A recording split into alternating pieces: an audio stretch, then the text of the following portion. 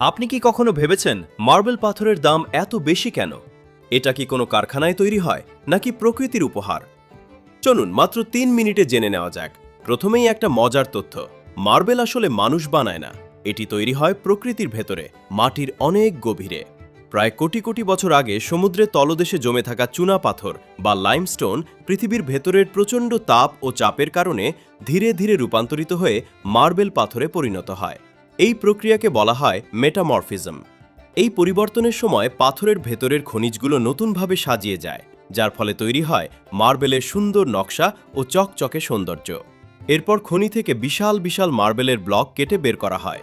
বিশেষ ধরনের diamond wire দিয়ে এগুলো কাটা হয়।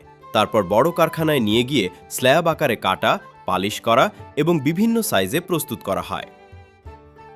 শেষে সেগুলো বাড়ি, অফিস, হোটেল এবং বিলাসবহুল ভবনের মেঝে, দেয়াল বা টেবিলে ব্যবহার করা হয়। এখন প্রশ্ন হলো, মার্বেলের দাম এত বেশি কেন? এর প্রথম কারণ, এটি একটি প্রাকৃতিক পাথর। একে তৈরি করতে প্রকৃতির লাগে লাখ লাখ থেকে কোটি কোটি বছর। দ্বিতীয় কারণ, মার্বেল উত্তোলন করা খুবই কঠিন এবং ব্যয়বহুল। বড় বড় যন্ত্রপাতি, দক্ষ শ্রমিক এবং নিরাপদ খনন পদ্ধতির প্রয়োজন হয়।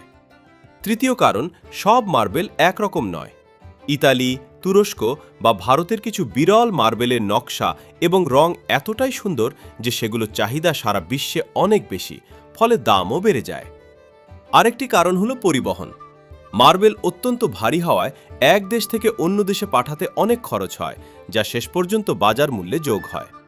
তাই মার্বেল শুধু একটি পাথর নয়, এটি প্রকৃতির কোটি বছরের সৃষ্টি, যা সৌন্দর্য, স্থায়িত্ব এবং দুষ্প্রাপ্যতাই একে এত মূল্যবান করে তুলেছে।